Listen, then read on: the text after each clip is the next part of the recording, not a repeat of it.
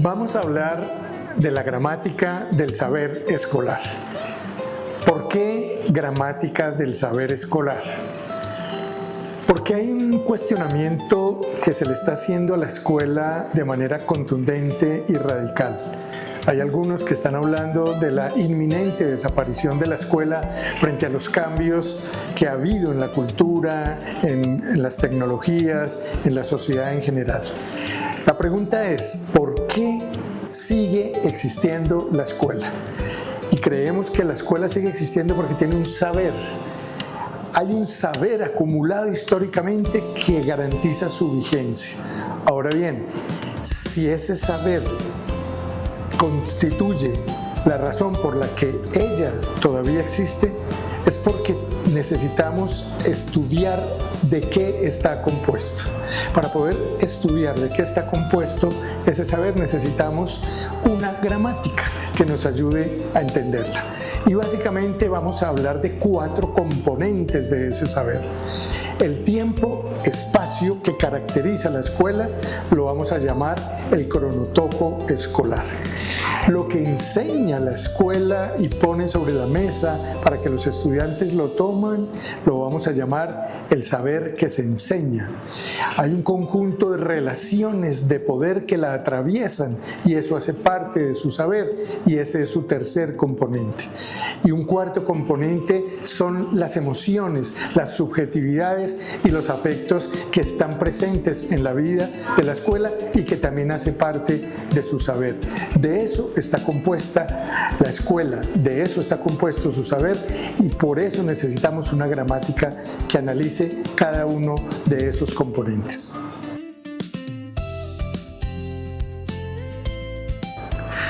El primer componente de la gramática del saber escolar es el cronotopo, el tiempo y el espacio. El tiempo y el espacio de la escuela son diferentes a cualquier otro tiempo y a cualquier otro espacio. El espacio social, el espacio político, el espacio de la ciudad, el espacio de la familia, el tiempo de la ciudad, el tiempo de la iglesia, el tiempo de la calle, el tiempo incluso rural.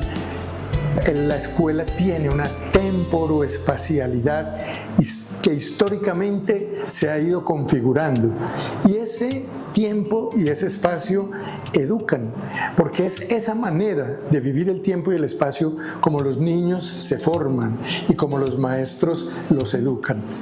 Ese tiempo y ese espacio no es el mismo en todas las instituciones escolares, aunque tiene unas permanencias, tiene unas constantes, tiene unas invariantes que son históricas y hay que reconocer que el tiempo-espacio escolar han permanecido durante décadas y esa es una de las características de la escuela y quizás una de las explicaciones por las que la escuela permanece en el tiempo, porque ahí hay una sabiduría también, porque logra que los niños salgan de la vida familiar, salgan de la vida social, salgan de la calle, salgan del tiempo afanado de las redes y de las nuevas tecnologías y entran al tiempo escolar y entran al espacio escolar. El cronotopo de alguna manera es un lugar en donde los niños pueden encontrar un espacio para vivir a su manera, a la manera que la escuela le ofrece. Algunos autores hablan de un espacio de libertad, incluso de ocio y libertad ¿de qué? De esos otros afanes que la sociedad tienen para que los niños se comporten de alguna manera. La escuela le propone a los niños un tiempo y un espacio propios. Investigar ese tiempo y ese espacio se constituye en un elemento fundamental para identificar ese saber, esa sabiduría que tiene la escuela que hace que ella perviva en el tiempo. Hay cambios, sí, y por eso tampoco es cierto que la escuela permanezca invariante a lo largo de los siglos. Estamos hablando de la escuela moderna, es decir, cerca de 4 siglos de existencia, conserva, es cierto, unos tiempos y unos espacios que la identifican, pero también ha cambiado muchísimo esa temporoespacialidad. Investigar eso es una forma de identificar parte de ese saber que la hace pertinente, que la hace rica, que la hace potente.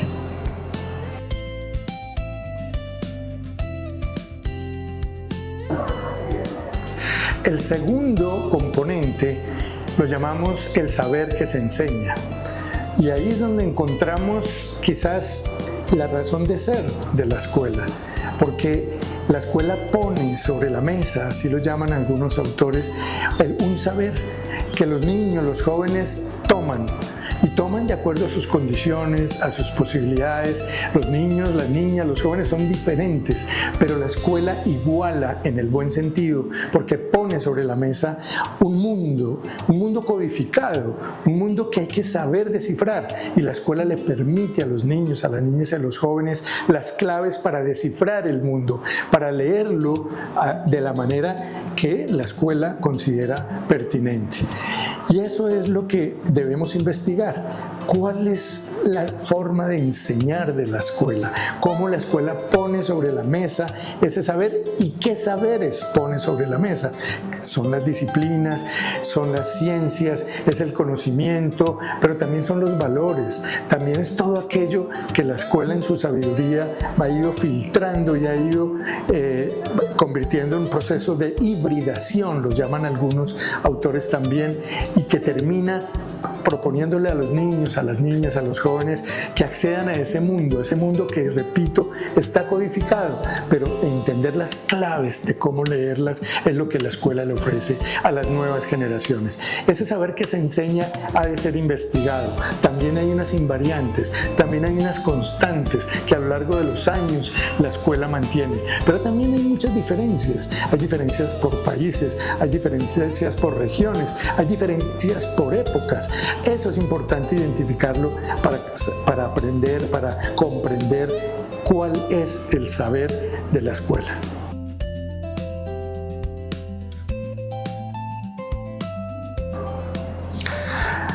Un tercer componente es el de las emociones, y lo llamamos el gobierno de las emociones, porque la escuela es una institución que, como ninguna otra, tiene que lidiar, si se quiere, vérselas con una cantidad de emociones que cargan, que llevan los niños, las niñas, los jóvenes, pero también los y las maestras, los directivos, todas las personas que habitan la escuela tienen emociones, tienen afectos, tienen sentimientos, rabia, dolor, pero también alegría, entusiasmo, pasión.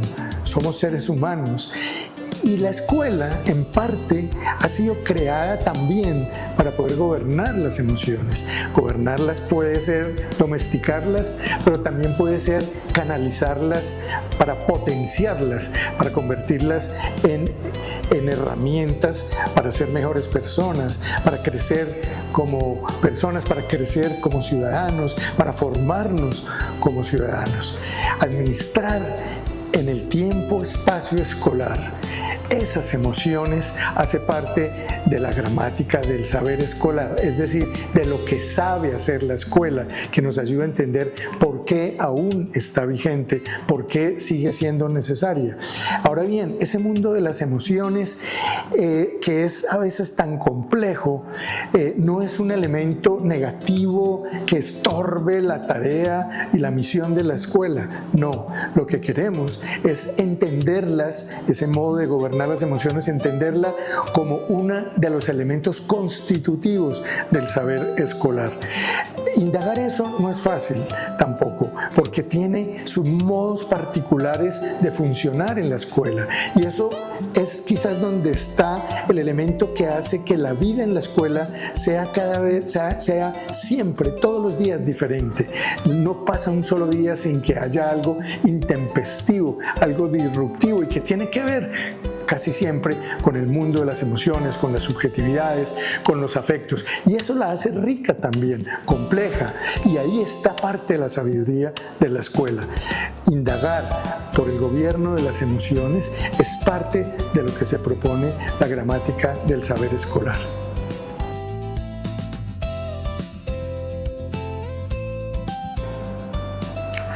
Y finalmente hay un cuarto componente.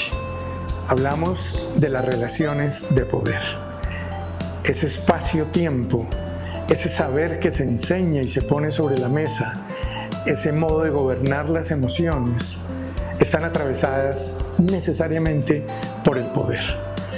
Y el poder no es algo negativo, no es algo como a veces lo solemos entender como algo que domina, que reprime, que niega. No, el poder es inevitable. Está en toda la sociedad, está en todas las relaciones sociales y por supuesto en la escuela hay una manera singular de administrar el poder también. Y el poder tiene que ver con dos dinámicas en la escuela. La escuela siempre ha sido un escenario de disputa social. El Estado, la Iglesia, las familias, los partidos políticos, todos, incluso los empresarios, los movimientos sociales y sindicales, quieren de la escuela algo en particular y están siempre tratando de incidir en ella por la vía de la legislación, de las normas, pero también por la vía de la presión social y política. Y en general hay muchas maneras de ejercer el poder sobre la escuela y ha habido diferentes tipos de poder. Nosotros hablamos de un poder pastoral que conducía a los niños de cierta manera para formar unas subjetividades, pero también un poder disciplinario que quería formar a los niños de acuerdo a unos modelos muy rígidos, pero también un poder que llamamos ahora de control, de regulación, y es que le entrega a los niños la responsabilidad de autoeducarse, es lo que llamamos la sociedad del aprendizaje. En fin, son modelos diferentes, históricamente diferentes, que han incidido en lo modo como la escuela funciona. Y todo eso está presente en la escuela de hoy. Hay intenciones todavía de conducir las conductas de los niños, que es el que llamamos el poder pastoral, el poder disciplinario, el poder de la sociedad de control. Pero en la escuela misma pasan muchas cosas. Finalmente allí también hay una especie de hibridación que hace que el poder genere un tipo de relaciones particulares. Y al interior de la escuela hay jerarquías y esos poderes que entran a la escuela van generando roles, el rol del maestro, el rol del mismo estudiante, el del padre de familia, el de las directivas, y son roles que adentro de la escuela van constituyendo unas tensiones, y eso es lo que llamamos relaciones de poder, que repito, no son necesariamente negativas, hay que reconocerlas porque el modo como se ejerce el poder en la escuela también educa, también forma, hace parte de esa sabiduría de la escuela también educa en medio de relaciones de poder, de manera que este último componente es fundamental, atraviesa los componentes anteriores también y tiene sus propias reglas de formación, de manera que es importante investigar sobre el modo como funciona el poder en la escuela para finalmente entender la gramática del saber escolar. Bien, hemos descompuesto el saber escolar en 4 componentes. Cada uno de ellos tiene unas reglas de formación propias. No es lo mismo la manera como se regula el tiempo-espacio, el cronotopo escolar. Las reglas que constituyen esa temporespacialidad tienen una singularidad. No es lo mismo como se regula el saber que se enseña. Se regula de otra manera, se constituye, se cambia o permanece de acuerdo con ciertas reglas que le son propias. El mundo de las emociones, ni se diga, tiene sus propias reglas que pertenecen a la subjetividad, a las emociones, a los afectos. Y eso creemos que son reglas que no operan igual que la lengua, por ejemplo. Son alingüísticas, dicen algunos. Y las reglas del poder son otras. En general, los 4 componentes tienen cada uno sus propias reglas. Una vez que las identificamos, podemos entonces sí hablar de una gramática, de manera que el ejercicio hay que continuarlo hasta el final para poder ver la gramática que constituye ese saber, y solo entonces podemos responder a esa pregunta: ¿qué es lo que sigue haciendo a la escuela necesaria? esa es la respuesta a la pregunta por la vigencia de la escuela. Pero esta gramática no la puede descifrar cualquiera, un investigador externo, sino la misma escuela. Y entonces creemos que una institución como la escuela, que sea capaz de preguntarse por su propia gramática, es una institución inteligente. ¿Y quién, si no la escuela, debe ser una institución que piensa, que se piensa? Por eso estamos apostando por la formación de una capacidad de investigación en toda la comunidad educativa, entre todos los actores, y eso puede generar una dinámica que haga más pertinente la escuela y renovar, actualizar, innovar en el proyecto educativo institucional. Eso es lo que creemos que puede explicar por qué necesitamos de una gramática del saber escolar.